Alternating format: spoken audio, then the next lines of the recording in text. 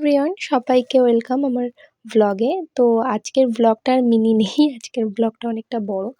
যেহেতু আজকে আমি 3 দিন ধরে ভ্লগ বানাচ্ছি, যেহেতু আমার শরীরটাও একটুখানি খারাপ ছিল। আর তার মধ্যে থেকে কাজের মধ্যে থাকলে না, সত্যি বলতে কি ভিডিও করে ওঠা হয় না। এটা হচ্ছে গিয়ে কি সবচেয়ে বড় ব্যাপার।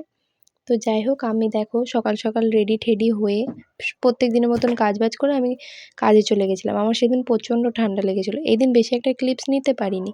তো আমি সেদিন দেখো বাড়ি আসার সময় আমি আইসক্রিম খেয়েছি, আমার কিন্তু ঠান্ডা লেগেছে তাও আমি আইসক্রিম খেয়েছি। এবার আমি আর বাড়ি এসে খুব খিদে পাচ্ছিলো, তো জেপ্টোতে আমি অর্ডার দিয়ে দিয়েছিলাম আর এটা কিছুক্ষণের মধ্যে চলেও এসেছিলো। আসার পরে দেখো আমি একটু গ্যাসে বসিয়ে দিয়ে অন্যদিকে চলে গেছি আর বেশিই লাল হয়ে গেছে। এবার এটাকে আমি খেয়েছিলাম সস দিয়ে, ঠিক আছে, ভালোই লাগছিলো। মানে অত একটা যে কড়কড়ে থিকনেসটা অত একটা মনে হচ্ছিলো না যে লাল হয়ে গেছে বলে কড়কড়ে বা কিছু। যাই হোক, এরকম কিছুই মনে হচ্ছিলো না। দেখো তুলতে গিয়ে একটা নিচে পড়েছে। আমার বাবা এইগুলোই চলে, আমি কোনো না কোনো একটা কিছু করবই। রান্না আমি পারিই তো না, তার উপর থেকে রান্নাঘরে গেলে পরে গ্যাসটাকে নোংরা করি, এটা করি ওটা করি। তো আমার মা বলে তুই রান্নাঘরে না ঢোকাই ভালো। আর কিছু কিছু সময় নিজেকে করে নিতে হয়, ওর জন্যই আর কি করা। তো যাই হোক, দেখো আমি তুলে নিলাম। আর তুলে নেওয়ার পরে আমি খবরের কাগজ দিয়ে মুছছিলাম। আর দেখো গ্যাসটার অবস্থা দেখো, এমনি গ্যাস পাওয়া যাচ্ছে না, আর এই গ্যাসটা তো নিভতেই চায় না। আর দেখো খবরের কাগজ দিয়ে মুছছি, যেহেতু আমি গরিব, আমার বাড়িতে টিস্যু নেই, ওর জন্যই আমার খবরের কাগজ দিয়ে মুছতে হয়। তারপরে আমি খেয়ে দিয়ে তাড়াতাড়ি করে রেডি হয়ে গেছিলাম, যেহেতু বাজারে যাব মায়ের সাথে। আর আমি বাজারে যাওয়ার সময় দেখো আমি বলছি খেতে যাব, চলো। তো খেতে তো আর যাব না, আমি গেছিলাম বাজারে মায়ের সাথে একটু বাজার করতে।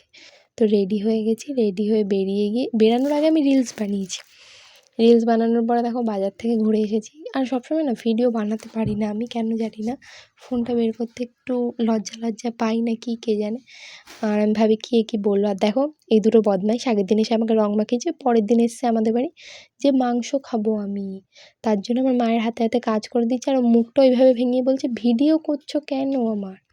আর এটা আমার নেক্সট ডে, সেদিনকারে খেয়ে দিয়ে ঘুমিয়ে পড়েছিলাম। নেক্সট ডেতে তাড়াতাড়ি করে রেডি হয়ে আমি কলেজে চলে গেছিলাম, যেহেতু কলেজে এক্সাম ছিল। তারপরে কলেজ থেকে সোজা দিদিবাড়ি চলে যাই। দিদিবাড়িতে মাম্মামকে দেখো গিয়ে কত জ্বালাচ্ছে, আমার সোনুটাকে খুব মিস করি আমি, যেহেতু তাই মাঝে মধ্যেই চলে যাই। আর দিদিবাড়িটা অনেকটাই দূরের জন্য সবসময় যেয়ে ওঠা হয় না।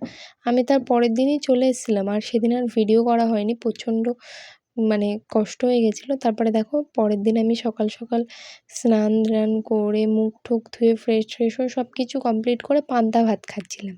আমি পান্তা ভাত না প্রচণ্ড ভালোবাসি। তারপরে আমি রেডি হয়ে কাজে বেরিয়ে গেছি, যেহেতু আমার উইক অফে আমার কলেজেই চলে গেছে, দিদিবাড়ি চলে গেছে, আমার আর বাড়ি থাকা হলো না।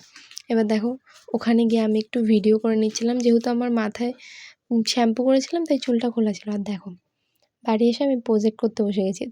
তোমরাই বলো এত কাজের মধ্যে আমার কি ভিডিও করে ওঠা হয়? তোমরা কমেন্টে জানিয়ে যাবে।